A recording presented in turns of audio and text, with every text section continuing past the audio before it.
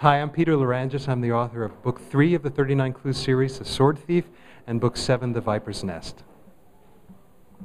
Hi, I'm Jude Watson, the author of Beyond the Grave and In Too Deep. And I'm Gordon Korman, author of Book 2, One False Note, and Book 8, The Emperor's Code. I love historical power grabs. I mean, we all know about Napoleon and Julius Caesar and Alexander the Great, but how many of us have heard of Toyotomi Hideyoshi and Shaka Zulu?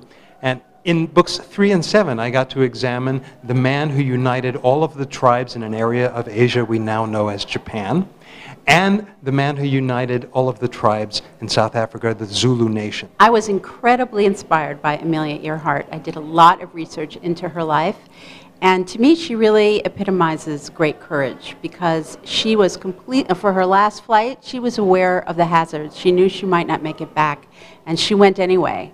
And she wrote to her husband, "I have to do it because I have to do it. And if I fail, it will only serve as a challenge to those who come after me."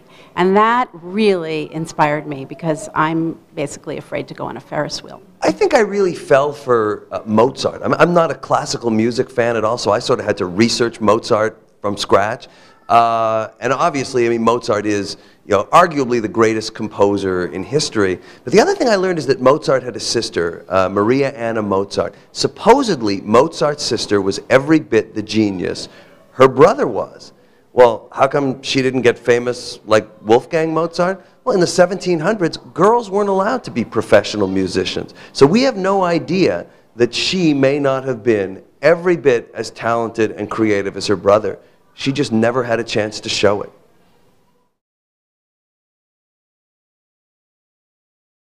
What was really interesting for me writing this book was I had the opportunity to participate in a series and tour for one of the books while the series was still in motion. So for instance, while I was touring for Book 3, I was also writing Book 7. And I was in the process of doing the outline while I was seeing kids react to Book 3 and Book 2 and Book 1. I saw what they were interested in. I saw the characters they connected with. I saw the types of adventures they liked. I got their suggestions about where the characters should go. I really got a sense of what was connecting. And that influenced me in what I was going to write in Book 7. That was really exciting. It was something I'd never experienced before. I think for me the most fun and different part about working on this series is that I got to work with other writers who are at the top of their game. And it was more collaborative in the sense that from the very first day when I was called to Scholastic to come in and talk about it, Peter and Gordon were there.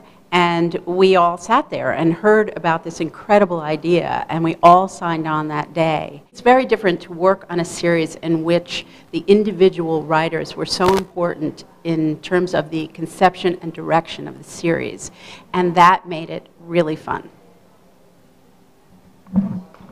One of the things that's really unique about the 39 Clues is the multi-platform angle. I mean, it isn't just books. There are the cards and the website.